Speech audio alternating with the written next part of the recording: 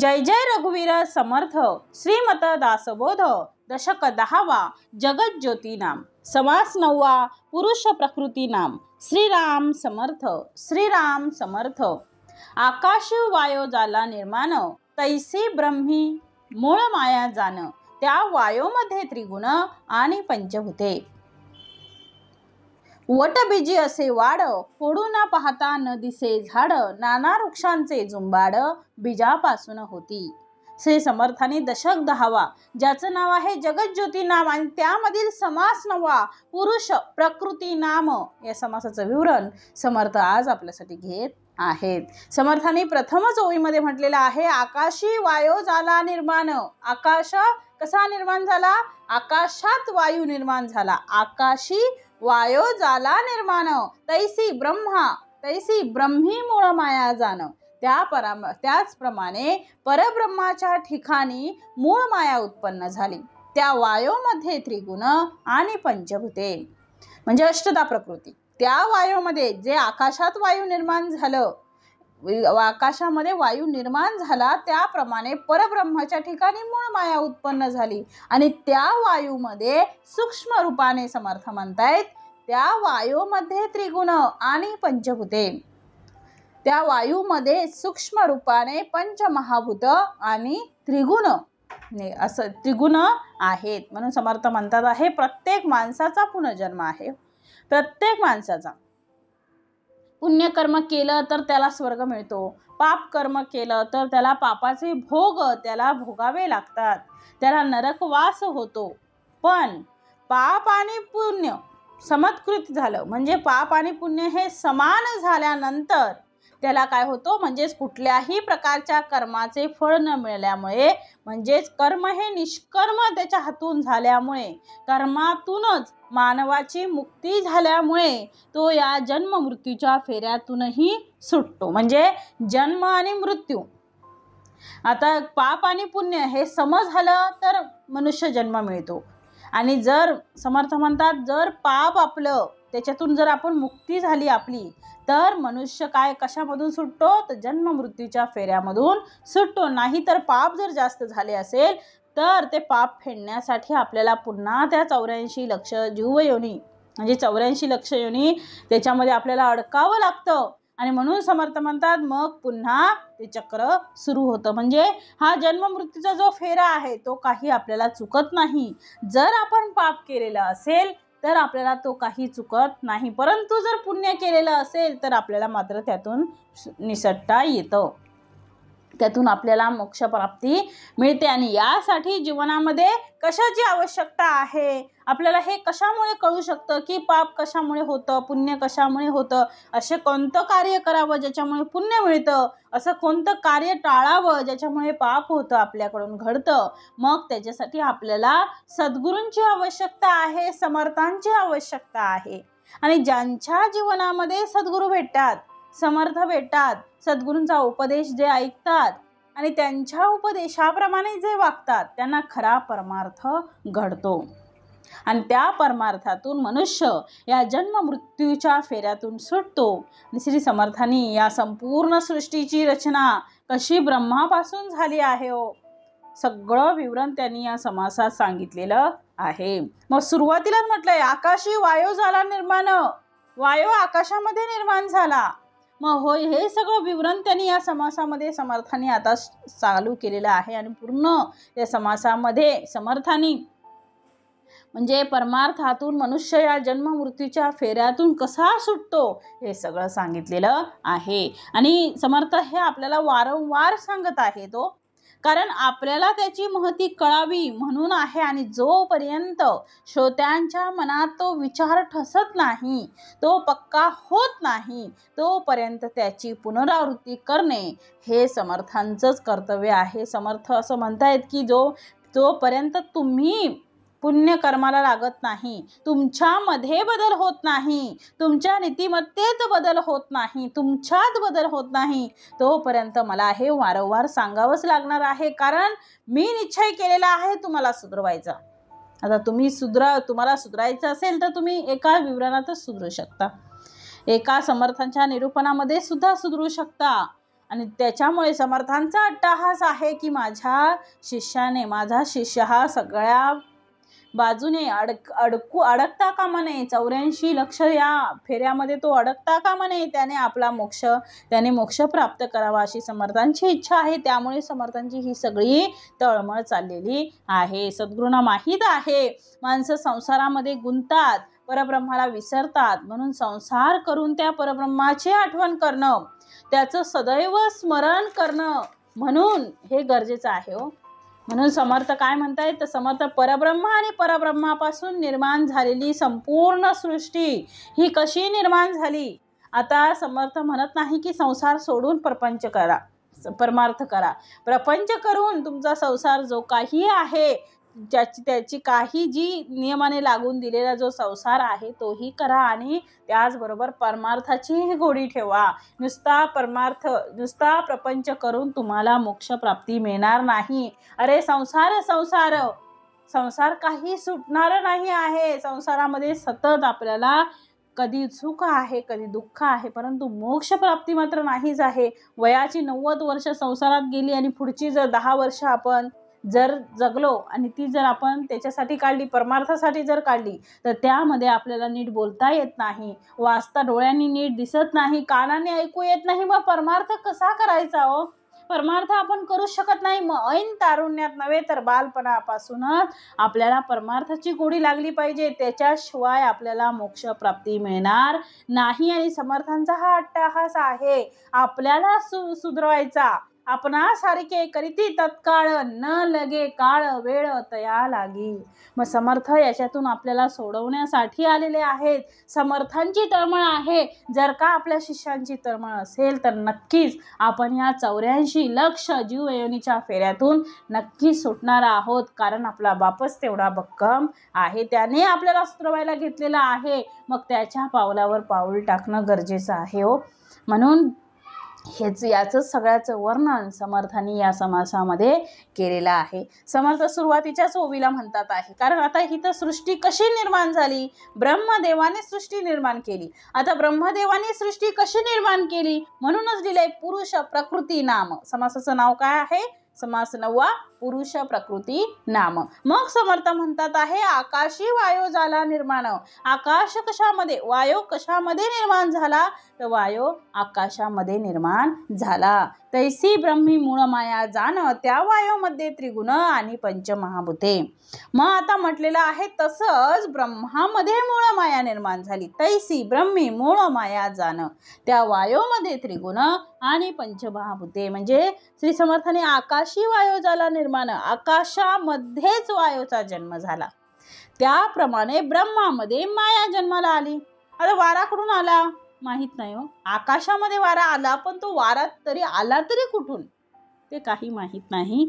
मग आकाशामध्ये जसा वाऱ्याने प्रवेश केला, नीट श्रवण करा, जसा वाऱ्याने आकाशामध्ये प्रवेश केला, तसा ब्रह्मामध्ये मूळ मायेने प्रवेश केला. आता ती मूळ माया कशी आहे, तर वायू स्वरूप आहे.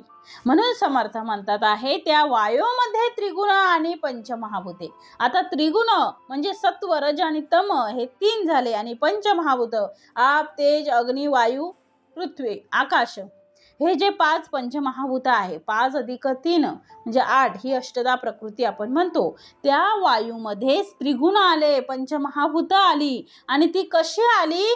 समर्थ म्हणतात आहे तैसी ब्रह्मी मूळ माया जाण, त्या वायूमध्ये त्रिगुण आणि पंचभूते कशी आली? सूक्ष्म रूपाने त्याच्यामध्ये ती आलेली आहेत. मग सूक्ष्म रूपात ते होते, ते अत्यंत सूक्ष्म रूपात होते, पण किती सूक्ष्म, तर त्या सूक्ष्माची जर आम्ही कल्पना केली तर त्याला आम्हाला समर्थाने त्याचा दृष्टांत दिलेला आहे. म्हणजे समर्थ म्हणतात आहे की त्या वायूमध्ये त्रिगुण आणि पंचभूते, वायूमध्ये त्रिगुण आणि पंचमहाभूत ही सुरुवातीलाच होती, पण सूक्ष्म रूपाने होती. आता सूक्ष्म रूप म्हणजे केवढं हो, तर सूक्ष्मरूप एवढं होतं की त्याच्यामध्ये ती होती, परंतु ती आपल्या डोळ्यांना दिसत नव्हती. जसं समर्थाने आता पुढे दुसऱ्या ओवीमध्ये त्याचं उदाहरण दिलेलं आहे. समर्थ म्हणतात आहे वट बीजी असे वाढ, फोडून पाहता न दिसे झाड, नाना वृक्षांचे जुंबाड बीजापासून होती. मग ही जे त्रिगुण आणि पंचमहाभूत जी वाऱ्यामध्ये आहेत, मग ती सूक्ष्म रूपात होती, पण ती कशी होती? जसं समर्थ म्हणतात वटबीजी असे झाड, म्हणजे वडाच्या झाडाची बी अगदी लहान असते. बी फोडून पाहिली तर तेथे झाड दिसत नाही, पण त्या एका बीजापासूनच वृक्षांचे समूहाच्या समूह निर्माण होतात. म्हणजे एका बी पासूनच केवढं मोठं ते वड होतं. वड काही छोटं झाड नाहीये, खूप मोठं, भल्लं मोठं होतं. मग समर्थ म्हणतात एका वडाच्या बी मध्ये संपूर्ण झाडाचा विस्तार आहे, वाढ आहे. म्हणजे वटबीजी असे वाढ, म्हणजे एका वडाच्या बी मध्ये वटबीजी असे वाढ. वट म्हणजे वडाचं बीज, वडाच्या बीजामध्ये संपूर्ण झाडाचा वाढ आहे, विस्तार आहे. वाढ म्हणजे विस्तार आहे. परंतु समर्थ म्हणतात फोडून पाहता न दिसे झाड. ते जर आपण जे बीज आहे ते जर फोडून पाहिलं तर समर्थ म्हणतात त्याच्यामध्ये आपल्याला झाड दिसेल का? नाही दिसणार. मग ती बी आम्ही जर फोडण्याचा प्रयत्न केला, त्याच्यामध्ये झाड शोधण्याचा जर प्रयत्न केला, तर त्या बी मध्ये आम्हाला काही झाड दिसणार नाही. पण समर्थ म्हणतात असं आम्ही म्हणू शकू का की त्या बी मध्ये झाड दिसू शकत नाही, म्हणजे बी मध्ये झाड नाही असं म्हणू शकतो का? फोडून पाहता न दिसे झाड, नाना वृक्षांचे जुंबाड बीजापासून होती. म्हणजे आता आपल्याला ते बी आपण फोडलं, त्याच्यामध्ये आपल्याला झाड दिसतं का? नाही. मग आपण असं म्हणू शकतो का की त्या बी पासून वट तयार होत, म्हणजे झाड तयार होत नाही, असं म्हणणं चुकीचं आहे. कारण त्या झाडाच्या बी मध्ये ते दिसणार नाही, परंतु झाड त्याच्यामध्ये होणार. बी टाकल्यानंतर ते रुजणार, मग बी मध्ये झाड दिसणार नाही. पण असं आम्ही म्हणू शकू का की बी मध्ये झाड दिसू शकत नाही, म्हणजे बी मध्ये झाड नाही म्हणू शकत. उलट त्या बी मध्ये संपूर्ण झाडाचे सगळेच अवयव त्यात समाविष्ट असतात. सगळे अवयव त्याच्यामध्ये समाविष्ट आहेत की नाही? त्याच्याशिवाय ते झाड कसं काय उभं राहू शकेल? मग बी मध्ये सगळे त्याचं जे अवयव आहेत ते आहेत त्याच्यामध्ये, फक्त ते सुप्त रूपात आहेत.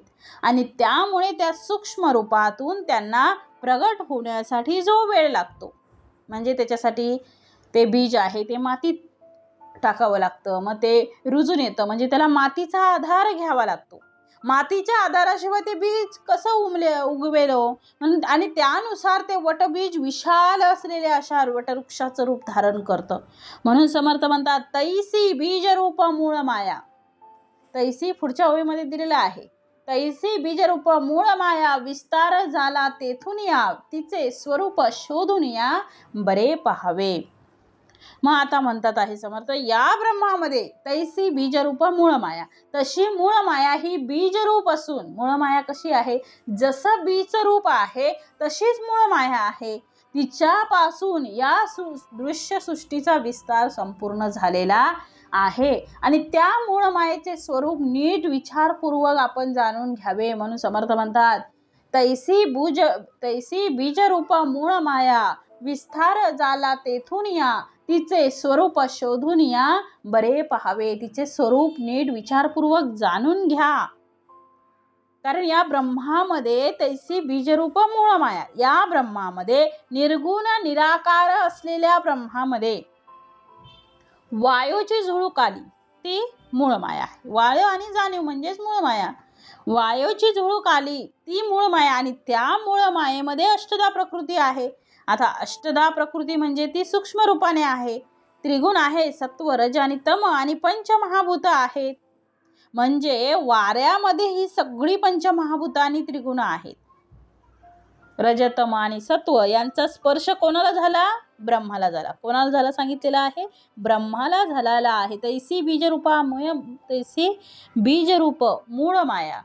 मग याचा समर्थ म्हणतात आहे की याचा संबंध म्हणजे ब्रह्माची आणि मूळ माया याचा स्पर्श कोणाला झाला? ब्रह्माला झाला. आणि ब्रह्माची आणि मूळ मायेचा संबंध आल्याबरोबर या ठिकाणी पुढे काय आली? गुणमाया जन्माला आली. आता मूळ मायेतून पुढे गुणमाया जन्माला आलेली आहे, आणि समर्थांनी त्याचं वर्णन आता केलेलं आहे. समर्थ आता म्हणतात आहे, तेथे तैसे बीजरूप मूळ माया, विस्तार झाला तेथुनिया, तिचे स्वरूप शोधून या बरे पहावे. मग त्या मूळ मायेचं स्वरूप शोधून पहावं असं समर्थ म्हणतात आहे. तेथे दोन्ही भेद दिसती, विवेके पहावी प्रचिती, निच्छळी जे चंचळ स्थिती तोची वायो. मग तेथे दोन भेद दिसती. तेथे किती भेद आहेत? दोन भेद आहेत. विवेके पहावी प्रचिती, त्यांची प्रचिती विवेकाने पहा. निच्छळी जे चंचळ स्थिती तोची वायो. निच्छळी जी चंचल स्थिती तोची काय आहे? तोची वायो. म्हणजे त्याची प्रचिती विवेकाने घ्यावी आणि निश्चल स्वरूपात जी चंचलता निर्माण होते तोच काय आहे? वायू आहे. कारण निश्चळामध्ये चंचळ, आकाश हे कसं आहे? निश्चळ आहे. आणि सुरुवातीचीच ओवी आहे, आकाशी वायो झाला निर्माण. आकाशामध्ये वायू निर्माण झाला, मग आकाश हे काय आहे? निश्चल आहे. बरोबर. मग वायू काय आहे? वायू हा कसा आहे? चंचल आहे. मग आकाशामध्ये निश्चलामध्ये इथं तिथं निश्चली जे चंचल स्थिती, निश्चळी म्हणजे निश्चळ कोण आहे? आकाश आहे. निश्चळी जे चंचल स्थिती, निश्चळी म्हणजे आकाश, जे चंचल स्थिती, आकाशामध्ये चंचल स्थिती कोणाची आहे? वायूची आहे. मग तो वायू आहे. मग समर्थ म्हणतात त्यामध्ये निश्चळ आहे, त्यामध्ये म्हणजे आकाश हे कसं आहे? निश्चळ आहे. आणि त्यामध्ये वायू कसा आहे? तर चंचळ आहे. वायू कसा आहे? चंचळ आहे. त्याप्रमाणे ब्रह्म कसा आहे? तर ब्रह्म निश्चळ आहे आणि त्या ब्रह्मामध्ये मूळ माया आलेली आहे, ती चंचळ आहे, ती वायू स्वरूप आहे. म्हणून पुढे म्हटलेलं आहे, तयामध्ये जाणीव कळा, जगज्योतीचा जिव्हाळा, वायो जाणीव मिळवून मेळा, मूळ माया बोलीजे.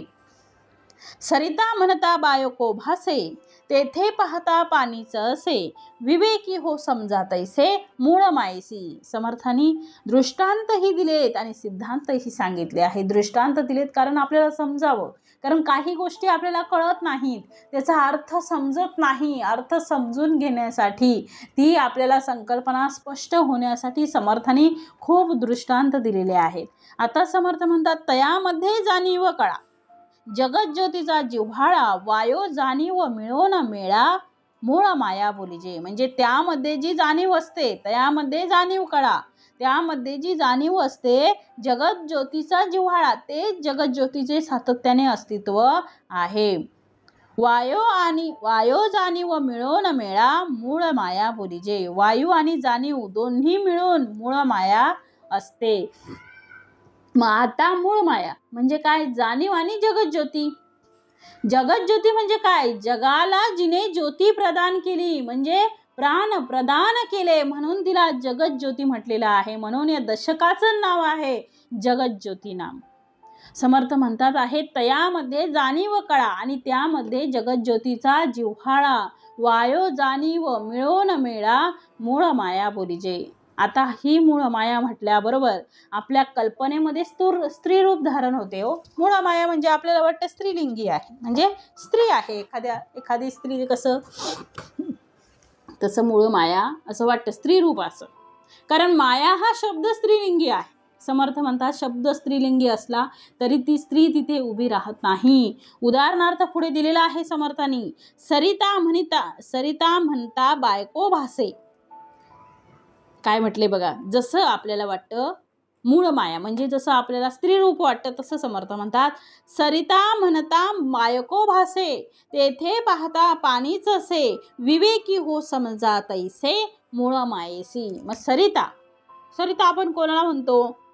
सरिता हा शब्द उच्चारताच कुणी बाई असावी असं आपल्याला वाटतं. सरिता हे एका स्त्रीचं नाव आहे, म्हणजे स्त्रीच्या नावाने स्त्रीला आपण सरिता हे नाव ठेवतो. आता सरिता पण प्रत्यक्षात ती नदी आहे, म्हणजेच पाणी आहे, कारण पाण्याला सुद्धा, नदीला सुद्धा सरिता म्हणतात. त्याचप्रमाणे मूळ माया हा जो शब्दही उच्चारल्यानंतर बाईची कल्पना येते खरी, पण विवेकी माणसाने नीट विचार करून मूळ मायेचं स्वरूप जाणून घ्यावं असं समर्थ सांगतात आहे. म्हणून समर्थांनी उदाहरण दिलंय, सरिता म्हणता बायको भासे, तेथे पाहता पाणीच असे, विवेकी हो समजा तैसे मूळ मायेसी. मग समर्थांनी म्हटले पुढे, आता मूळ माया म्हणजे जाणीव आणि जगज्योती. मग सरिता, आता समर्थांनी म्हटलंय सरिता म्हटल्यावर आम्हाला स्त्रीची जाणीव होते. सरिता म्हटल्यानंतर स्त्री रूप आपल्या डोळ्यासमोर येतं. सरिता म्हटल्यानंतर एखादी जर स्त्री व्यक्ती जर आपल्या आजूबाजूला असेल तर ती डोळ्यासमोर दिसते सुद्धा हो. म्हणजे सरिता म्हटल्यावर तिची आठवण येते. पण समर्थ म्हणतात सरिता म्हटल्यानंतर स्त्री रूप समोर आलं असेल, जरी सरिता म्हटल्यानंतर स्त्री रूप म्हणजे समोर आलं असेल तरी सुद्धा समर्थ म्हणतात तेथे स्त्री नाही हो, तेथे स्त्री नाही, तेथे पाणी असे. म्हणून तिथे दिलंय बघा, सरिता म्हणता बायको भासे, तेथे पाहता पाणीच असे, विवेकी हो समजा तैसे मूळ मायेसी. मग आता जरी सरिता म्हटल्यानंतर स्त्री रूप समोर आलं असलं तरी सुद्धा तेथे स्त्री नाही, तेथे पाणी आहे. सरिता म्हणजे नदी आहे, पण नदी तिला सरिता म्हटल्याबरोबर नदीचा भास होण्याऐवजी स्त्रीचा भास होतो. तसं समर्थ म्हणतात आहे मूळ माया म्हटल्याबरोबर आपल्याला स्त्रीचा भास होतो. असं म्हणता येत नाही की ती स्त्री रूप नाही आहे, तिला स्त्री रूपाचा फक्त संबोधन वापरलेला आहे. म्हणून पुढे समर्थाने दिलेला आहे, वायो जाणीव जगज्योती तयास मूळ माया म्हणती, पुरुष आणि प्रकृती याचेच नाव. आता समर्थाने इथे दिलेलं आहे, समासाचं नावच आहे पुरुष प्रकृती नाम. मग आता समर्थ म्हणतात आहे वायो जाणीव जगज्योती, त्यामधला वायू सांगितलेला आहे. समर्थ म्हणतात त्यामधला वायू आणि जाणीव या दोघांमुळे जगज्योती निर्माण झाली. कारण जाणीव आहे म्हणजे परब्रह्म आहे आणि वायो आहे म्हणजे मूळ माया आहे, आणि या दोघांमुळे जगज्योती निर्माण झालेली आहे. म्हणून म्हटलं आहे वायो, म्हणून समर्थाने इथे दिलेलं आहे वायो जाणीव जगज्योती तयास मूळ माया म्हणती, पुरुष आणि प्रकृती याचेच नाव. म्हणजे वायू आणि जाणीव म्हणजेच समर्थाने वायू आणि जाणीव म्हणजे जगज्योती, आणि मिळून एकत्रितपणे म्हणजे सगळे जगज्योती मिळून एकत्रितपणे त्यांना मूळ माया म्हणतात, आणि यालाच पुरुष आणि प्रकृती असं नाव दिलेलं आहे. म्हणून तयास मूळ माया म्हणती, पुरुष आणि प्रकृती याचेच नाव. त्यालाच समर्थ म्हणतात मूळ माया म्हणती, पुरुष आणि प्रकृती याचेच नाव, त्यालाच म्हणतात मूळ माया. तीच मूळ माया आहे आणि समर्थाने त्याला जगज्योती म्हटलेलं आहे. इथे आपण मूळ माया म्हणतो. मूळ मायामध्ये 2 घटक येतात हो. आता मूळ माया म्हणजे नेमकं काय, आपल्याला प्रश्न पडतो. आता ही मूळ माया म्हणतात, ते नेमकी मूळ माया म्हणजे काय? तर मूळ माया म्हणजे एक जाणीव, त्याच्यामध्ये 2 घटक आहेत मूळ मायेमध्ये. पहिला आहे जाणीव आणि दुसरा आहे वायू, आणि वायू आणि जाणीवेमुळे तिथे जगज्योती निर्माण झाली. जगज्योती म्हणजेच मूळ माया. आणि ज्या वायूला आम्ही प्रकृती म्हणतो आणि जाणीवेला आम्ही ज्या वायूला आम्ही प्रकृती म्हणतो आणि जाणीवेला पुरुष म्हणतो, पुरुष आणि प्रकृती एकत्र आली आणि त्यामुळे जगज्योती निर्माण झाली, आणि त्या जगज्योतीतून हा संपूर्ण विश्वाचा पसारा निर्माण झालेला आहे. आणि समर्थ त्याचं वर्णन पुढे करतात आहे. म्हणून समर्थाने इथे दिलेलं आहे वायोस म्हणती प्रकृती आणि पुरुष म्हणती जगज्योती, पुरुष प्रकृती शिवशक्ती याचेच नाव. वायोमध्ये जाणीव विशेष, तोची प्रकृतीमध्ये पुरुष, ये गोष्टीचा विश्वास धरिला पाहिजे. मग वायोस म्हणती प्रकृती. आता समर्थांनी म्हटलंय वायोस म्हणती प्रकृती, वायूला प्रकृती म्हणतात, आणि पुरुष म्हणती जगज्योती. आता समासाचं नाव काय आहे? पुरुष प्रकृती नाम. मग समर्थांनी म्हटलंय वायूला काय म्हणायचं? प्रकृती, आणि पुरुषाला जगज्योती. म्हणजे जगज्योती जगज्योती वायू, पुरुष प्रकृती शिवशक्ती याचेच नाव. म्हणजे वायूला प्रकृती म्हणतात आणि जगज्योती म्हणजे जाणीव तिला पुरुष म्हणतात. पुरुष आणि प्रकृती यांना शिवशक्ती असं म्हटलेलं आहे. मग वायूमध्ये जाणीव विशेष, तोची प्रकृतीमध्ये पुरुष, या गोष्टीचा विश्वास धरला पाहिजे. मग वायूमधील विशेष जाणीव हीच प्रकृतीमधील पुरुष आहे. या गोष्टीवर विश्वास ठेवलाच पाहिजे, या गोष्टीचा विश्वास धरला पाहिजे. मग मला कल्पना नाही, मला अनुभव नाही, मला जाणीव नाही, पण समर्थ म्हणतात आहे हे अनुभवाचे बोल आहे. बरोबर आहे, हे एवढं लक्षात ठेव. कारण वायोमध्ये जाणीव, मग अशी म्हटलंय की वायो प्रकृती आणि जाणीव पुरुष आहे. वायो काय आहे? प्रकृती आहे आणि जाणीव इथे दिलेलं आहे स्पष्ट. वायो स म्हणती प्रकृती, वायो म्हणजे प्रकृती आणि पुरुष म्हणती जगज्योती. आणि म्हणजे पुरुष म्हणजे कोण? जाणीव. मग वायोमध्ये जाणीव विशेष, तोची प्रकृतीमध्ये पुरुष, म्हणजे प्रकृती आणि पुरुष काय आलं? एकत्र आले. ये गोष्टीचा विश्वास धरला पाहिजे. म्हणजे समर्थ म्हणतात या गोष्टी आहेत त्या लक्षात ठेवल्या पाहिजेत. आणि आता समर्थाने त्याचं अधिक स्पष्टीकरण इथे दिलेलं आहे. लोकांना काही शब्द प्रचलित आहेत म्हणजे त्यांच्या मुखातून ते सहज निघतात, त्याला आपण काय म्हणतो? शिवशक्ती. म्हटल्यावर आपल्याला काय दुसरा शब्द येतो? अर्धनारी नटेश्वर. म्हणजे या अर्ध अंग स्त्रीचा आहे, अर्ध अंग पुरुषाचा आहे. मग खरंच अर्ध अंग पुरुषाचा आहे का हो? आणि अर्ध अंग स्त्रीचं दिसत आहे ते वायू स्वरूप आहे, जिला आम्ही प्रकृती म्हणतो, आणि अर्ध अंग पुरुषाचं दिसतं. याचा अर्थ ते पुरुष तत्व आहे. ती समर्थ म्हणतात जाणीव आहे. हो, काय आहे? जाणीव आहे. समर्थाने इथं स्पष्ट दिलेलं आहे. म्हणजे जाणीव आणि प्रकृती किंवा जाणीव आणि वायू एकत्र आल्यामुळे इथे मूळ माया जन्माला आली आणि त्या मूळ मायेतूनच पुढे हा विस्तार झाला. आणि समर्थांनी त्या मूळ मायेला जगज्योती म्हटलेलं आहे. कारण त्यामुळे सर्व जगामध्ये असणाऱ्या प्राणी मात्रांना जे चैतन्य आणि प्राण हे मिळतात आहे, म्हणून त्या सगळ्या प्राणी मात्रांचं चलनवलन त्या जगज्योतीच्या सामर्थ्यावर आहे. आणि त्याचं वर्णन पुढे समर्थ करतात आहे. म्हणून समर्थांनी पुढे म्हटलं आहे, वायोमध्ये जाणीव विशेष, तोची प्रकृतीमध्ये पुरुष, ये गोष्टीचा विश्वास धरला पाहिजे. वायो शक्ती जाणीव ईश्वर, अर्धनारी नटेश्वर. लोक म्हणती निरंतर येणे प्रकारे. मग वायोमध्ये जाणीव विशेष, वायोमधील विशेष काय आहे? जाणीव आहे.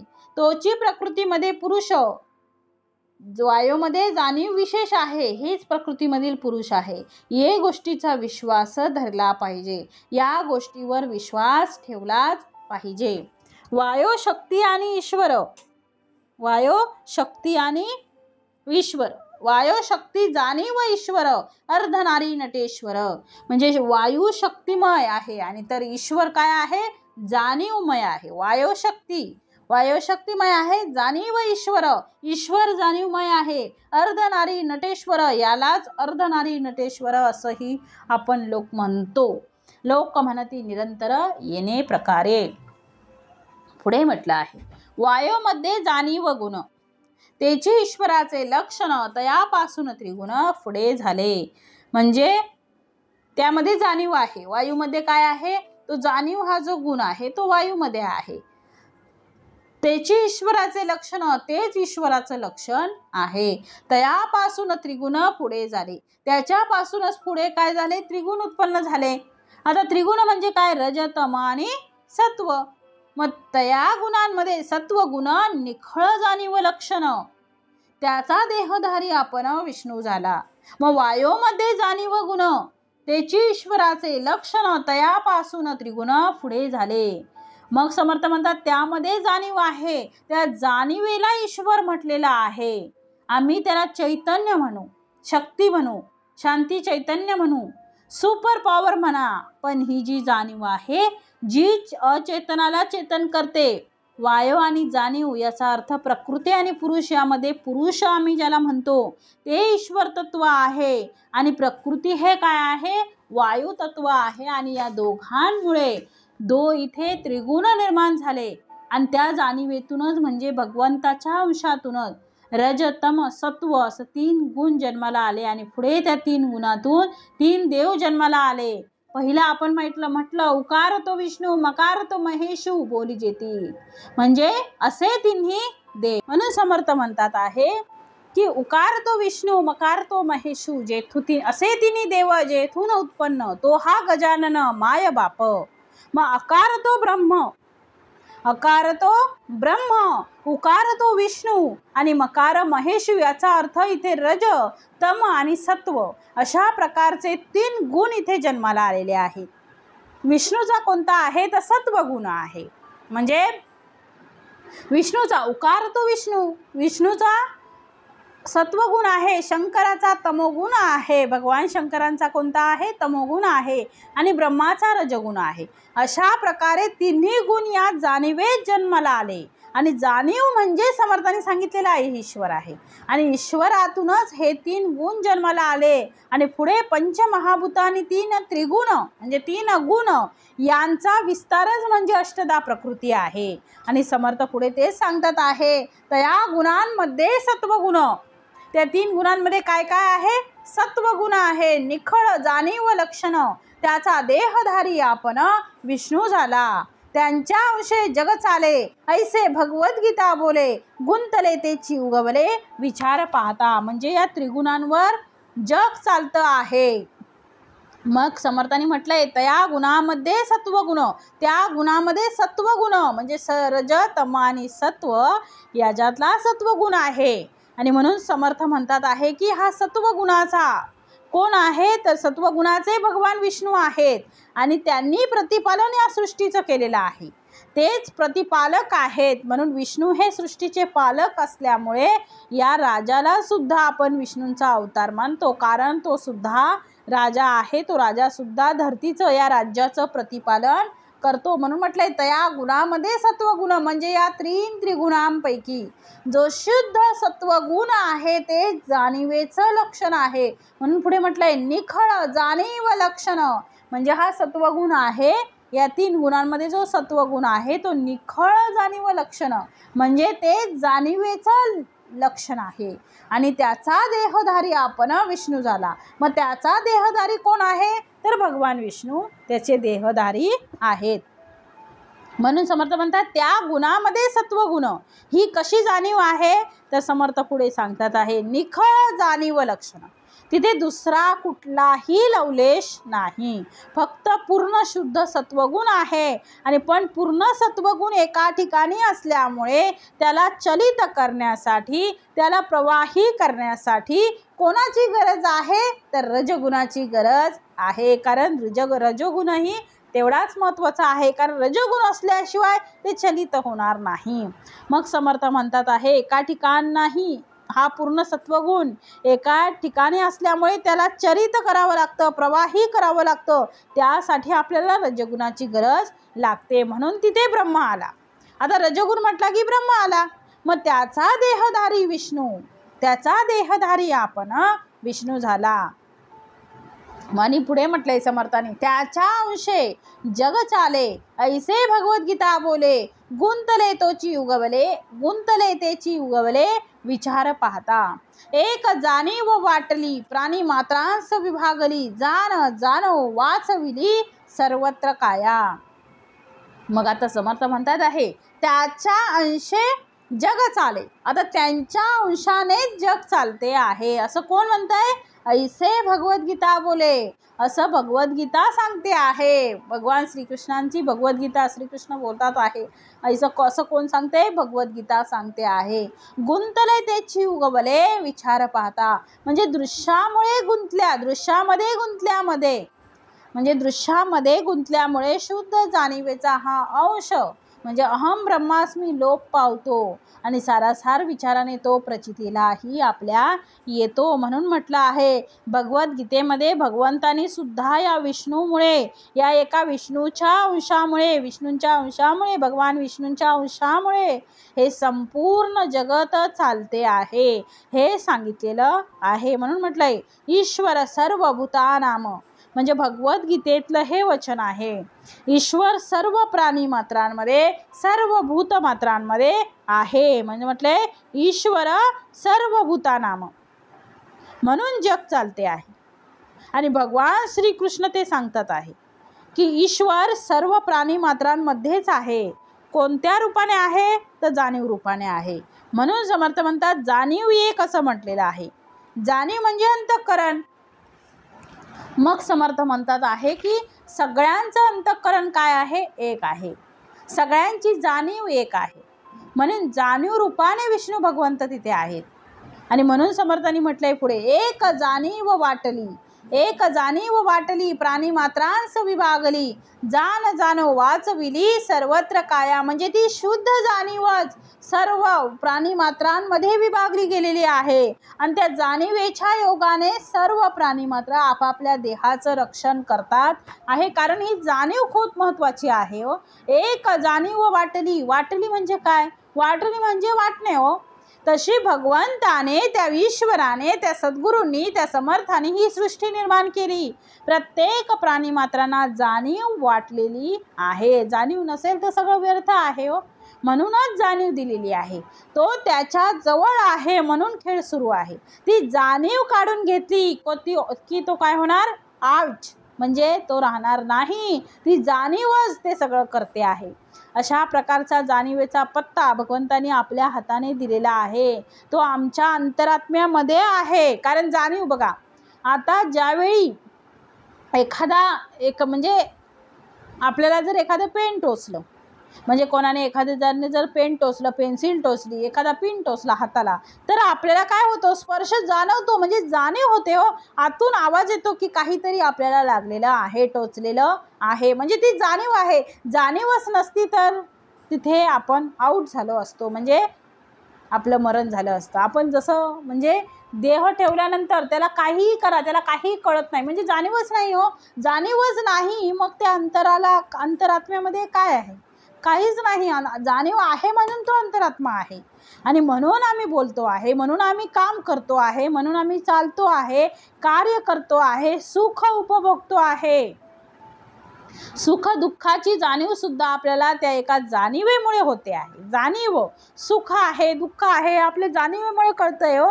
सुखाची जाणीव, दुःखाची जाणीव, जाणीव आहेच बरंच. सर्व प्राणीमात्रामध्ये ती सारख्या प्रमाणात वाटलेली आहे हो. सगळ्यांमध्ये तीच आहे जाणीव. एखाद्या वेळी आपण जर धावताना पडलो, जर एखादा कुत्रा समजा तर धावतो आहे आणि पडला, आणि म्हणजे त्याला काहीतरी लागलं, पायाला लागलं, हाताला ह्याला लागलं, तर डोक्याला लागलं, तर तो थोडा कळवळतो, ओरडतो, कारण त्याला जाणीव होते की मला दुखते आहे.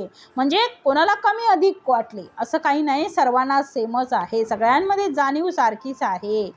जसं आपल्याला सापाची भीती वाटते हो, वाटते की नाही? आपल्याला सापाची भीती वाटते, मग सापाला पण आपली भीती वाटते.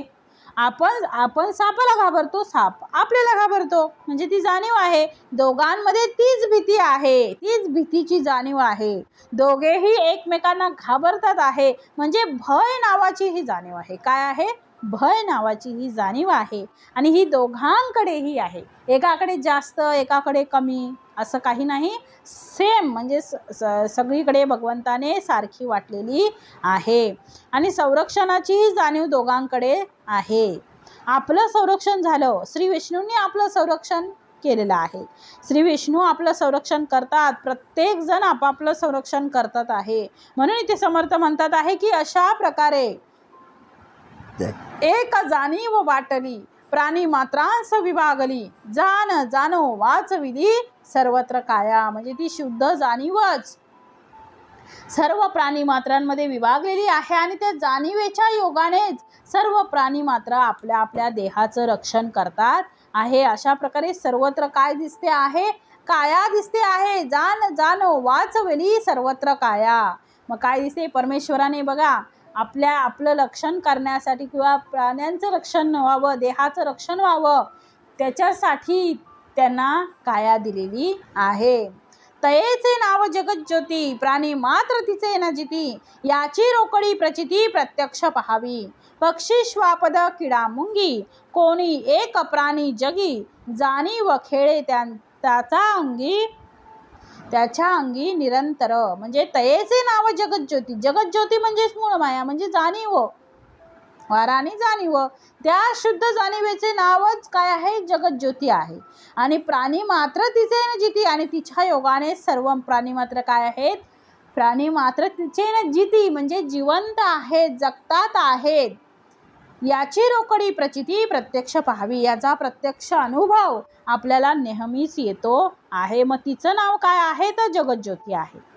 जगत ज्योती प्राणी मात्रांच्या शरीरामध्ये विद्यमान आहे आणि म्हणूनच प्राणी मात्र चलित होतात आहे, ते भ्रमण करतात आहे, त्यांच्याकडनं कार्य घडते आहे, त्यांना भूक लागते आहे, तहान लागते आहे, भय वाटते आहे, सगळ्या प्रकारच्या जाणीवा आहेत, हालचाल आहे. हे सगळ्या प्राणीमात्रांमध्ये कोणाच्या सामर्थ्याने आहे तर ते समर्थ म्हणतात जगज्योतीच्या सामर्थ्याने आहे आणि तिचं नाव आहे जगज्योती. तिच्यामुळे सर्वत्र ज्योत प्रज्वलित झाली आहे. ती जगज्योती म्हणजे वायू आणि जाणीव याचं काय आहे मिश्रण आहे आणि त्यामध्ये पंचमहाभूत आले, त्रिगुण आले आणि सर्वांमध्ये ती पसरलेली असल्यामुळे या जगात कोणीही काहीही म्हटलं तरी अष्टदा प्रकृतीच्या पलीकडे काही नाही हो. अष्टदा प्रकृती आहे.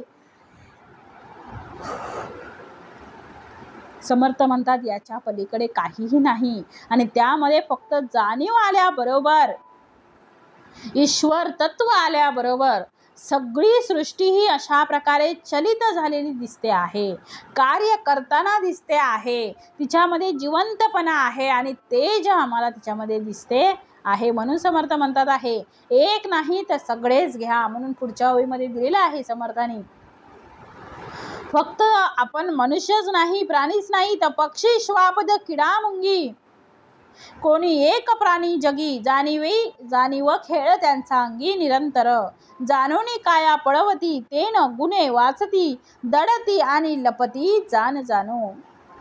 मग आता समर्थ म्हणतात प्राणी मात्र तिचे न जिती. जगद्द्योतीच्या याने फक्त प्राणी मात्र, मनुष्य मात्र नाही तर त्याची रोकडी प्रचिती घ्या, प्रत्यक्ष पहा. एवढंच नाही तर पक्षी, श्वापद, किडामुंगी जगात जितके म्हणून प्राणी आहेत, पक्षी, जनावर, किडा, मुंगी आदी कुणीही असो, त्यांच्या अंगी निरंतर जाणीव खेळत असते. जाणीव खेळे त्यांच्या अंगी निरंतर. म्हणजे पक्ष्यांच्या अंतःकरणात सुद्धा जाणीव आहे, श्वापदांच्या सुद्धा अंगामध्ये जाणीव आहे, अंतःकरणामध्ये किड्याच्या आहे, मुंगीच्या आहे, सगळीकडे आहे.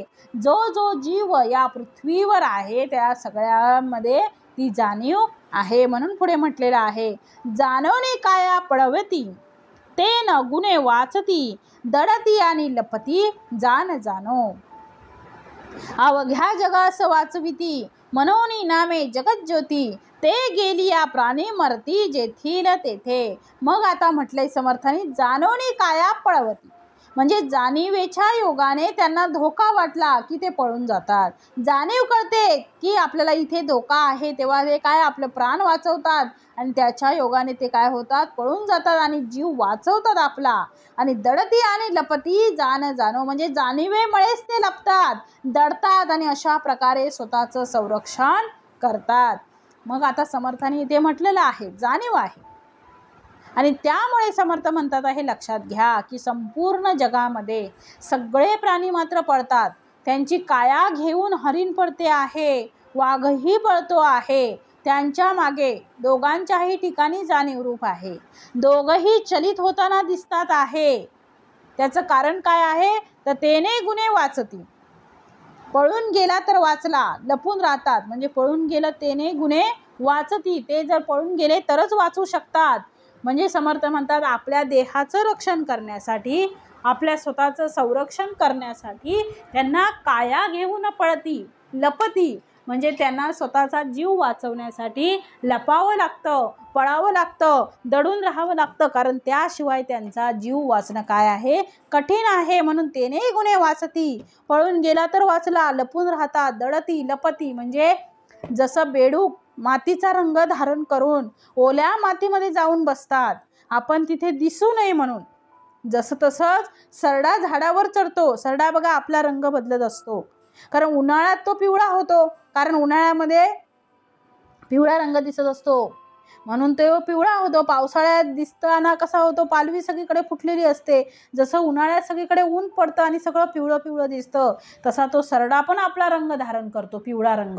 आणि जसा पावसाळ्यामध्ये जसं सगळीकडे गवत उगवलेलं असतं, हिरवीगार पालवी आलेली असते, तसा सरडा आपल्या जीवाच्या संरक्षणासाठी, देह संरक्षणासाठी त्याला सरड्याला रंग बदलावाच लागतो. मग तो पावसाळ्यामध्ये कोणता रंग धारण करतो तर हिरवा रंग धारण करतो, म्हणजे स्वतःच्या संरक्षणासाठी.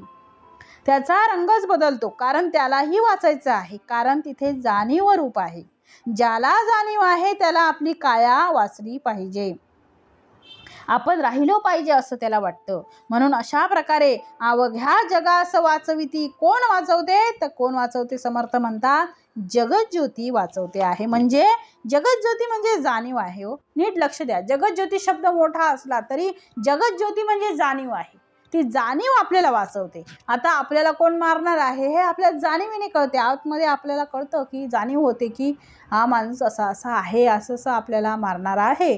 त्यामुळे आपल्याला इथून लपून राहणं, तसं लपून राहावं लागेल. म्हणून जाणीव आहे ती आपल्याला वाचवत असते. म्हणून समर्थांनी पुढे म्हटलेलं आहे, अवघ्या जगास वाचविती म्हणून नामे जगज्योती, ते गेली या प्राणी मरती जेथील तेथे. म्हणजे जर जाणीवच नसेल तर प्राणी मरतील जेथील तेथे. जिथे आहे तिथे मरणार. जाणीव संपली की आपला देह संपला, की इथून आपलं तिकीट संपलं, इथलं आपलं तिकीट जे आहे ते संपलं. म्हणून समर्थ म्हणतात आहे की अवघ्या जगास वाचविती म्हणून नामे जगज्योती. अवघ्या जगाला वाचवतो, त्याचंच नाव जगज्योती आहे. ते गेली या प्राणी मरती जेथील तेथे. म्हणजे ही शुद्ध जाणीव. म्हणजे जर समर्थ म्हणतात जाणीवेच्या योगाने त्यांना धोका वाटला की ते पळून जातात, जीव वाचवतात. मग जाणीवेमुळे ते लपतात, दडतात आणि अशा प्रकारे आपलं स्वसंरक्षण करतात. पण समर्थ म्हणतात हे कशामुळे घडलं? एका जाणीवेमुळे. जाणीव होती म्हणून ते घडून आलं.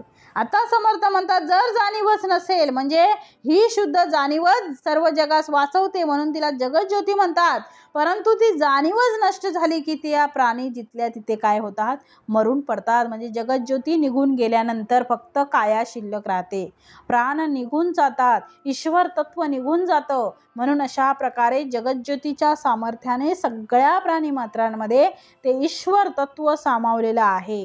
कारण जगज्योतीमध्ये वायू आणि जाणीव दोन्ही असल्यामुळे तिचं सर्व काही करून, तीच सर्व काही आपल्याकडून करून घेते. तिच्या सामर्थ्याने ते होतं. आणि खरंच माणूस काहीही करू शकत नाही.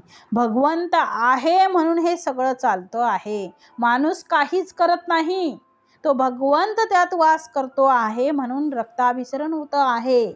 भगवंत वास करतो म्हणून आंतरक्रिया सगळ्या सुरळीत चालल्या आहेत. तो भगवंत वास करतो म्हणून आपल्या ज्या प्राथमिक विधी आहेत, बाह्य क्रियाही आहेत, त्या आपल्याला उत्तम प्रकारे करता येतात आहे. तो भगवंत वास करतो आहे म्हणून माणसाला चालता येतं आहे, बोलता येतं आहे, ऐकू येतं आहे, माणूस चलित होतो आहे, चालतो आहे, खेळतो आहे, बोलतो आहे, बागडतो आहे. सगळं काही त्या एका भगवंतामुळे, त्या एका जाणीवेमुळे होतं आहे. आपल्याला दिसतंय कोणामुळे? भगवंतामुळे. आपल्याला झोप येते आहे आणि तो स्वतःच झोपतोय, स्वतःच उठतो आहे. एकदा झोपला आणि उठलाच नाही, असं कधी झालंय का हो? ज्यावेळी जाणीव नष्ट होईल त्यावेळीच आपल्याला तसं होईल. या सगळ्या क्रिया कोणाच्या सामर्थ्याने? तर जगज्योतीच्या सामर्थ्याने, जगज्योतीच्या सामर्थ्याने होतात आहे. जगज्योती जर तिथे नसेल तर फक्त काया शिल्लक राहते, बाकी काहीही शिल्लक राहत नाही. म्हणून पुढे समर्थांनी म्हटलेलं आहे, मुळीचे जाणीवेचा विकार पुढे झाला विस्तार, जैसे उदकाचे तुषार अनंत रेणू. म्हणजे उदाहरण दिले समर्थांनी. मुळीचे जाणीवेचा विकार पुढे झाला विस्तार, जैसे उदकाचे तुषार अनंत रेणू. म्हणजे मूळ मायेतील जाणीवेचाच पुढे विस्तार झाला. जसं उदकाचं म्हणजे पाण्याचे तुषार आहेत, तसंच जाणीवेपासून अनंत रेणू निर्माण झाले. म्हणजे समर्थ म्हणतात एका बागेमध्ये असलेला कारंजा पहा. कारंजा आपण बघतो बागेमध्ये, कारंजा आपल्याला माहीत आहेत. एका बागेमध्ये असलेला कारंजा पहा, त्यांचे अनंत रेणू आपल्याला इकडे तिकडे पडलेले दिसतात. दिसतात की नाही हो? दिसतात. आपल्याला इकडे तिकडे पडलेलं दिसतात. थेंब नाही तर ते रेणू पडलेले दिसतात आहे, बारीक बारीक पडलेले दिसतात आहे. किती दूरपर्यंत उडतात. त्याप्रमाणे या जगज्योतीचे बारीकसे रेणू सर्व प्राणीमात्रांमध्ये उडलेले आहेत आणि त्यामुळे त्यांना चैतन्य रूप प्राप्त झालेलं आहे. ते कुठे कुठे आहे? तर ते वायू स्वरूपामध्ये सगळीकडे वास करतात. म्हणून समर्थांनी पुढे दिलेलं आहे, तैसे देव देवता देवते भूते, मिथ्या म्हणू नये त्या ते, आपल्याला सामर्थ्य ते सृष्टीमध्ये फिरती. त्याचप्रमाणे देव देवता दैवते भूते वगैरे, देव देवते भूते वगैरे आपल्याला सामर्थ्यानुसार सृष्टीमध्ये फिरत असतात, आपापल्या सामर्थ्यानुसार. मग त्यांना मिथ्या म्हणू नये. समर्थांनी सांगितलंय, तैसे देव देवता देवते भूते मिथ्या म्हणू नये त्यांते, आपल्याला सामर्थ्य ते सृष्टीमध्ये फिरती. मग समर्थाने सांगितलंय की त्याच्या सामर्थ्याने, त्या भगवंताच्या सामर्थ्याने ते सृष्टीमध्ये विचरण करत असतात. सद्गुरूंच्या कृपेशिवाय आपल्याला ब्रह्म कळू शकत नाही. हे आता पुढे समर्थ सांगतात आहे. सदा विचरती वायो स्वरूपे, स्व इच्छा पालटती रूपे, अज्ञान प्राणी भ्रमे संकल्पे त्यास बाधिती. ज्ञात्यास संकल्पची असेना, म्हणून त्याचेच बाधवेना, या कारणे आत्मज्ञाना अभ्यासावे. मग आता म्हटलंय समर्थांनी जगज्योतीचा विस्तार मांडत असताना, ती सर्व प्राणी मात्रांमध्ये, सर्व चराचरांमध्ये ती नटलेली आहे. आणि म्हणून पृथ्वीला चैतन्य आलेलं आहे. ती कोठे दिसते आहे तर समर्थ म्हणतात आहे, तैसे देव देवता देवते भूते मिथ्या म्हणू नये त्याते, आपल्या सामर्थ्य ते सृष्टीमध्ये फिरती. मग जगामध्ये जे अज्ञानी लोक आहेत, सदा विचरती वायो स्वरूपे, स्व इच्छा पालटती रूपे, अज्ञान प्राणी भ्रमे संकल्पे त्यास बाधती. मग जगामध्ये जे अज्ञानी लोक आहेत, त्या सगळ्या लोकांना त्या सगळ्या गोष्टीची बाधा होते. म्हणजे वायू स्वरूपात ती सदा फिरत असतात आणि स्वतःच्या इच्छेनुसार ती रूप पालटत असतात. मग अज्ञानी लोकांच्या ठिकाणी भ्रम असतात, संकल्प असतात, म्हणून त्यांना ते बाधा करतात. मग आता म्हटलेलं आहे की जो आत्मज्ञानी आहे, त्या आत्मज्ञानी पुरुषाला या गोष्टींची बाधा होत नाही. म्हणून समर्थ म्हणतात त्यासाठी आत्मज्ञान पाहिजे. ज्याला आत्मज्ञान प्राप्त झालेलं आहे त्याला काहीही करण्याची गरज नाही. आणि आत्मज्ञान न करता सगळ्या गोष्टी जरी आम्ही केल्या असतील तरी तो नुसता खटाटोप होईल, त्यातून फलित काही होणार नाही. मानव देहाचंच उद्दिष्ट, मानव जन्माचं सार्थक केवळ आत्मज्ञान आहे. म्हणून आत्मज्ञान विना पार्थ सर्व कर्म निरर्थकम. मग आत्मज्ञानाशिवाय सगळं कर्म कसं आहे, निरर्थक आहे. म्हणून आम्ही आत्मज्ञान प्राप्त केलं पाहिजे आणि ते आत्मज्ञान गुरूंशिवाय प्राप्त होऊ शकत नाही. म्हणून पुढे म्हटलेलं आहे, सदा विचरती वायो स्वरूपे, स्व इच्छा पालटती रूपे, अज्ञान प्राणी भ्रमे संकल्पे त्यास बाधती. ज्ञात्यास संकल्पची असेना, म्हणून त्याचेच बाधवेना, या कारणे आत्मज्ञाना अभ्यासावे. म्हणजे जो आत्मज्ञानी असतो, ज्याच्या ठिकाणी कुठलाही संकल्पच नसतो, म्हणून त्याला ते बाधा करू शकत नाही. म्हणून आत्मज्ञानाचा अभ्यास करावा. कारण आत्मज्ञानी पुरुषाला जगताची, समर्थ म्हणतात, आत्मज्ञानी पुरुषाला जगताची बाधा होत नाही.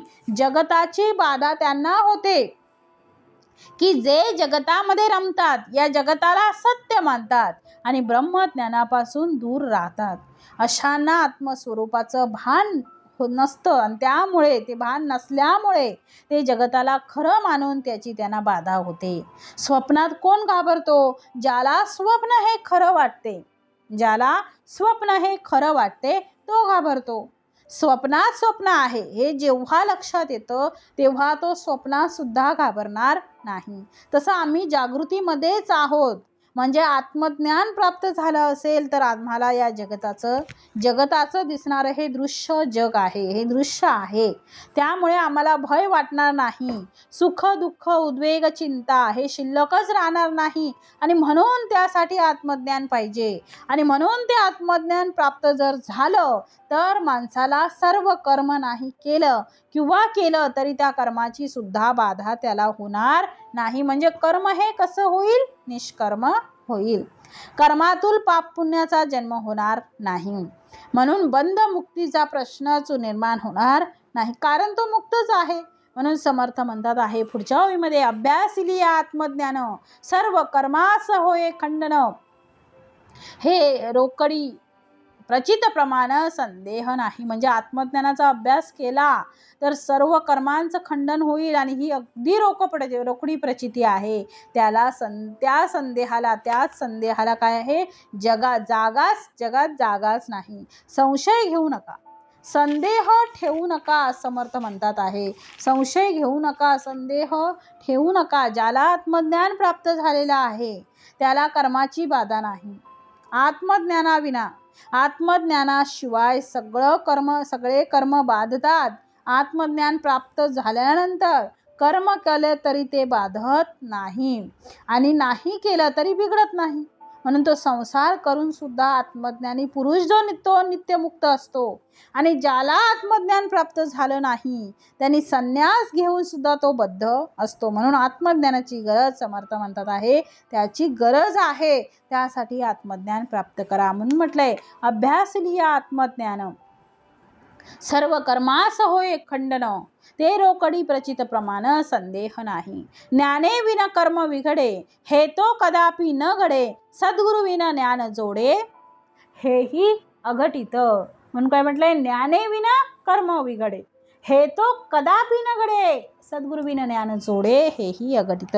म्हणजे कुठलीही गोष्ट अघटित आहे. कुठली गोष्ट अघटित आहे, कुठली गोष्ट आश्चर्य करणारी आहे, तर या जगामध्ये आत्मज्ञानाशिवाय कोणाचा उद्धार झाला हे शक्य नाही.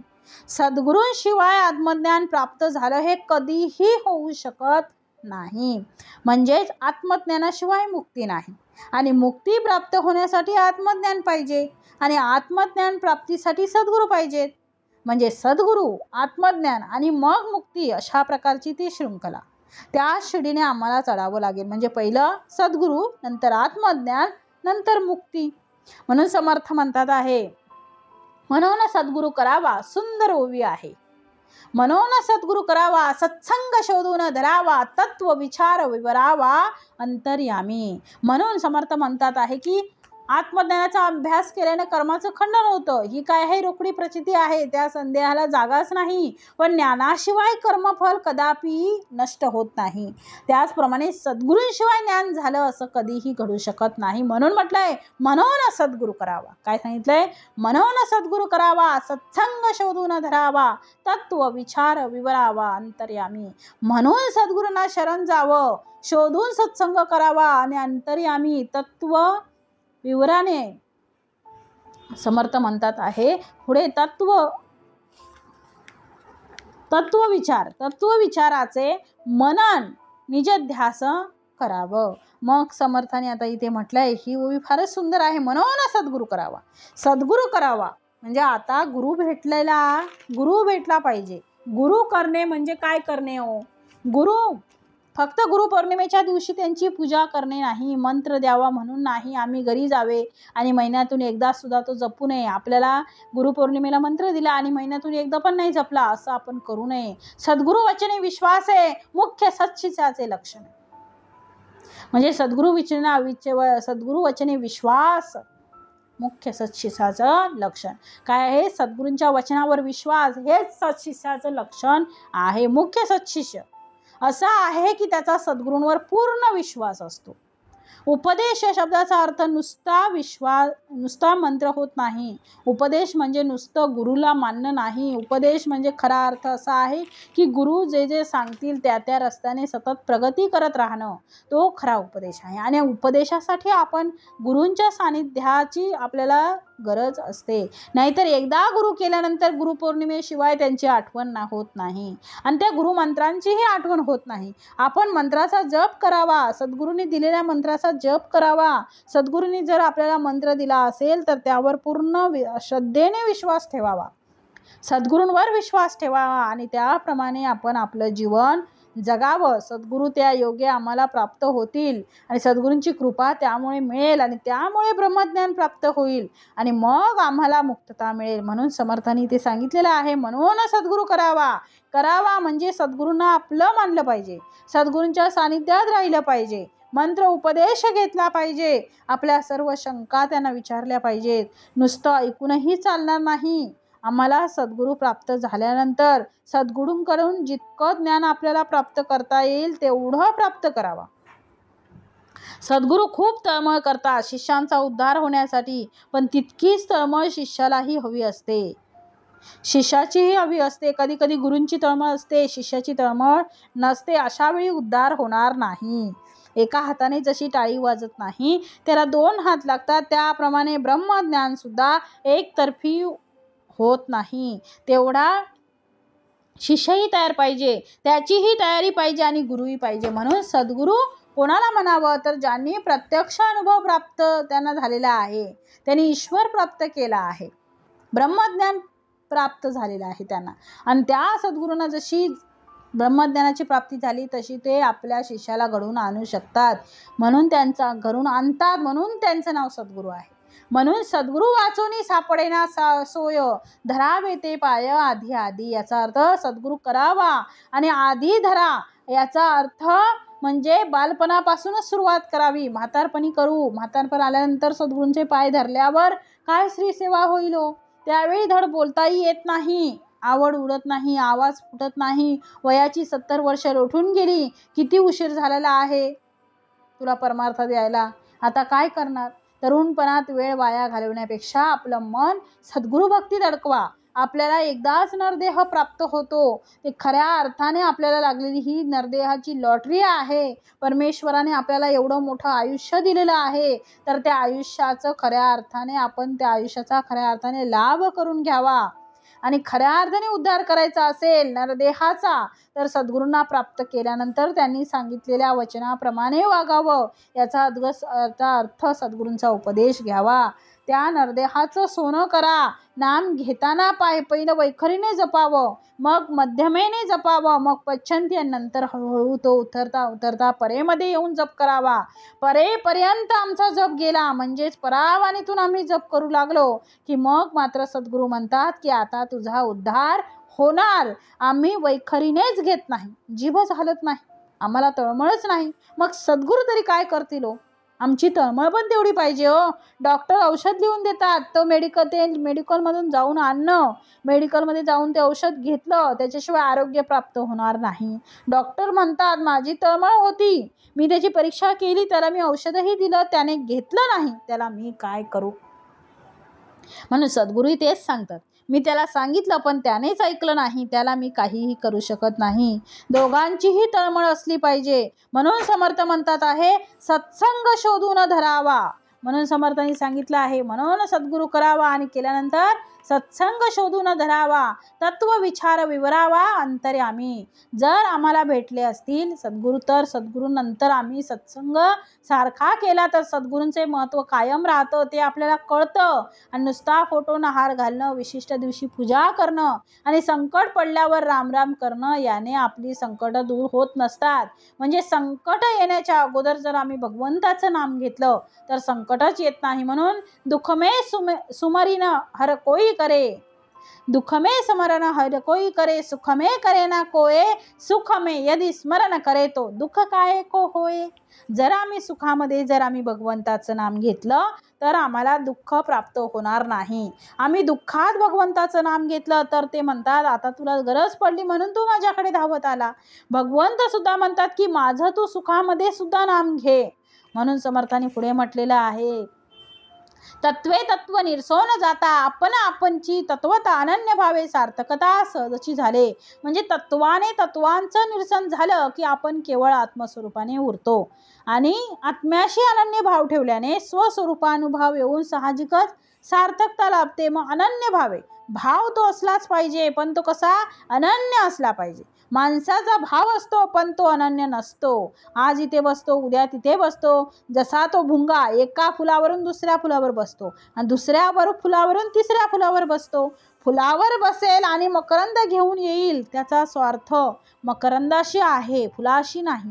तसा आमचा स्वार्थ सद्गुरूंकडे, संतांकडे, देवाकडे जाण्याचा काय आहे तर आमच्या कुटुंबात सुख येऊ दे, माझं दुःख दूर होऊ दे, हा मकरंद आहे. संसार सुख मिळू दे. समर्थ म्हणतात संसार संग सुख झाले, ऐसे देखिले ना ऐकिले, ऐसे जाणून अनहित केले, ते दुःखी होती स्वये. तरी भगवंत म्हणतात आहे की तू माझ्याकडे संसारासाठी आलास का. मी तुला संसार सुख द्यायला तयार आहे, पण संसार सुख म्हणजे हा मिळणारा मकरंद हा क्षणिक आहे. आम्हाला खऱ्या अर्थाने अमृत प्राशन करायचं असेल, आम्हाला खऱ्या अर्थाने अमर व्हायचं असेल, खऱ्या अर्थाने आम्हाला या बंधनातून मुक्त व्हायचं असेल तर ब्रह्मज्ञानाशिवाय दुसरा कुठलाही उपाय नाही. म्हणून ज्ञान म्हणजे आत्मज्ञान, दुसरं ज्ञान नाही. म्हणून ते ज्ञान सद्गुरूंच्या कृपेशिवाय प्राप्त होऊ शकणार नाही. म्हणून सद्गुरूंचं पाय सेवावे. त्यांची सेवा घडली पाहिजे म्हणे सद्गुरूंच्या वचनाप्रमाणे वागावं म्हणून सद्गुरू शिष्यांकडे काहीच मागत नाही. समर्थ फक्त एवढंच म्हणतात, आमची प्रतिज्ञा ऐसी काही न मागावे शिष्यासी, आपणा मागे जगदीशासी भजत जावे. मग सद्गुरूंची हीच इच्छा आहे की शिष्याने भगवंताचे स्मरण करावे. मात्र स्वार्थी लोकांना सद्गुरू भेटणार नाहीत, भगवंत भेटणार नाहीत, ब्रह्मज्ञान होणार नाही. संतांच्या सहवासात राहून सुद्धा त्यांचा काहीही उद्धार होणार नाही. अनन्यभावे शरण गेलं पाहिजे, पश्चाताप असला पाहिजे आणि त्यानंतर त्याला त्यातून उद्धार करता येतो. म्हणून सद्गुरूंना असा शिष्य पाहिजे की संसार संगे दुखावला, त्रिविध तापे पोळला, तोची एक अधिकारी झाला परमार्थ विषयी. परमार्थामध्ये तो खऱ्या अर्थाने यशस्वी होऊ शकतो. जो खऱ्या अर्थाने तो यशस्वी होऊ शकतो ज्याला संसारात दुःख आहे, प्रपंचाचा त्याला वीट आलेला आहे. म्हणून म्हटलं आहे त्याला आता भगवंताशिवाय दुसरी कोणाचीही त्याला आस नाही आहे. त्याची पहिली प्रायोरिटी ही भगवंत आहे. भगवंताशिवाय त्याला कोणीही नाही आहे. प्रथम क्रमांकावर भगवंत आहे. त्या व्यक्तीला आपला उद्धार करता येतो. सद्गुरूंच्या सहवासाने अशांना सद्गुरू भेटतात. म्हणजे काय तर सद्गुरूच त्यांच्यासाठी धावत येतात. रामकृष्ण परमहंसांनी विवेकानंदांची वाट पाहिली. सद्गुरू आणि सत्शिष्य असे भेटले पाहिजेत. जोड्या गुरु शिष्यांच्या अशा कितीतरी जोड्या आहेत. म्हणून सद्गुरू काय करतात, आपण हे सारखे करीती तात्काळ न लगे काळ वेळ तया लागी. काळ लागत नाही, वेळ लागत नाही, क्षण लागत नाही. त्या सद्गुरूंच्या सहवासात गेले की त्या सत्शिष्यांचा उद्धार झाला. म्हणून समर्थ म्हणतात आहे, फक्त तिथे अनन्य भावे सार्थकता सहजची झाली. सहज होते, सहजतेने होते. काही भ्रम म्हणजे काही श्रम करण्याची गरज पडत नाही. विचार न करता जे जे केले, विचारच केला नाही आणि आम्ही करत बसलो, तर मी माझ्या मनाने जर जप करत बसलो तर चालायचं नाही. सद्गुरूंनी आम्हाला सांगितलं म्हणून आम्ही करतो, म्हणून उद्धार आहे. नाही तर अहंकाराची बाधा होण्याची शक्यता आहे. सद्गुरूंनी आम्हाला दिलेले जे नाम आहे ते शीर्षावंद मानावं. म्हणून विचार न करिता जे जे केले ते वावगे व्यर्थ गेले. म्हणून विचारी प्रवर्तले म्हणजे आधी. म्हणजे विचार न करता जे जे केले ते चांगले होत नाही, ते व्यर्थच असतं. म्हणून सर्वप्रथम विचाराच्या ठिकाणी प्रवृत्त झालं पाहिजे. विचार पाहे जो पुरुष विचार न पाहे तो पशु, ऐसी वचने सर्वेषु ठाई ठाई बोलिला. म्हणजे जो सारासार विचार करून पाहतो तोच पुरुष म्हणून घेण्यास योग्य ठरतो. म्हणून आम्हाला पूर्वपक्ष उडवावा लागतो आणि त्यानंतर सिद्धांतावर आपलं लक्ष केंद्रित करावं लागतं. म्हणून समर्थांनी पुढे म्हटलं आहे की मुलं कथेमध्ये रमतात, परंतु कथेचा सार काय आहे ते आपल्याला समजलं पाहिजे. म्हणून समर्थांनी 3 टप्पे दिलेले आहेत: श्रवण, मनन आणि निजध्यास. श्रवण करा, मनन करा आणि त्याचा सतत ध्यास ठेवा. सतत पाहिजे अखंड नामस्मरण. नामस्मरणे निरंतर. अखंड म्हटलं आहे, सतत म्हटलं आहे, निरंतर म्हटलं आहे. ते जाणावे पुण्य शरीर. पुण्य शरीर त्याला म्हणावं की ज्यांच्या मुखातून भगवंताखेरीज दुसरा कुठलाही शब्द निघत नाही. अंतरात्म्यामध्ये तो फक्त भगवंताचंच स्मरण करतो. एकदा भगवंतावर विश्वास ठेवला की सर्व काही माणसाला प्राप्त होतं आणि मग त्याला इतर कुठलेही खटाटोप करण्याची गरज पडत नाही. सद्गुरू भेटले आणि त्यांना अनन्यभावे शरण गेले आणि आपली तळमळ एकदा त्यांच्या पायावर वाहिली की सद्गुरूच फक्त आपल्या उद्धारासाठी ते सज्ज आहेत. म्हणून समर्थ म्हणतात, अशा प्रकारे समर्थाने प्रकृती आणि पुरुष म्हणजे पुरुषाला समर्थाने ईश्वर तत्व म्हटलेलं आहे आणि प्रकृती म्हणजे माया. अशा प्रकारे वायू स्वरूप असलेली ती माया आणि पुरुष स्वरूप असलेला हा भगवंत, या प्रकृती आणि पुरुषाच्या माध्यमातून सृष्टी आपल्याला नटलेली दिसते आहे. याचं वर्णन समर्थांनी इथे केलं. परंतु या सगळ्या मायेतून आम्हाला जाण्यासाठी, या मायेतून आम्हाला बाहेर पडण्यासाठी आम्हाला सद्गुरूंची गरज आहे. म्हणून आम्ही सद्गुरू केला पाहिजे. सद्गुरू आम्हाला भेटतीलच. त्यांचे ग्रंथ सुद्धा त्यांचे स्वरूप म्हणून ते आपल्या समोर उभे आहेत. म्हणून आत्मा रामदास बोध, माझे स्वरूप सता सिद्ध, माझं रूप तिच्यात आहे, मी आहेच तिच्यात. समर्थ सांगतात, मी नाही वाचत आहे, मी नाही वाचत आहे, मी शब्द वाचते आहे. सगळं त्यांचंच आहे. सांगणं तेच करतात आहे, तेच सांगतात आहे. समर्थच विवरण करतात आहे. कारण मी हे वाचत नाही, मी हे सांगत नाही. शब्द मी फक्त वाचत आहे. निरूपण समर्थ करत आहेत, विवरण समर्थ देत आहेत. म्हणून आम्ही समर्थांचंच ऐकतो आहे. कधी कधी शब्द आणि शब्दामध्ये असलेला अर्थ हा वाचणाऱ्यापेक्षाही ऐकणाऱ्याला जास्त कळतो. म्हणून समर्थ म्हणतात आहे की तुम्ही आपल्या उद्धारासाठी सद्गुरू करा. सद्गुरूंशिवाय तरणोपाय नाही हो. म्हणून म्हटलं आहे की जो सारासार विचार करून पाहतो तोच पुरुष म्हणजे पुरुष म्हणून घेण्यास योग्य ठरतो. जो या प्रकारे विचार करत नाही तो पशु आहे. मग अशा अर्थाची वचने भगवंताने ठाई ठाई बोलून दाखवलेली आहेत. सिद्धांत साधाया कारणे पूर्व पक्ष लागे उडवणे, परंतु साधका निरूपणे साक्षात्कार.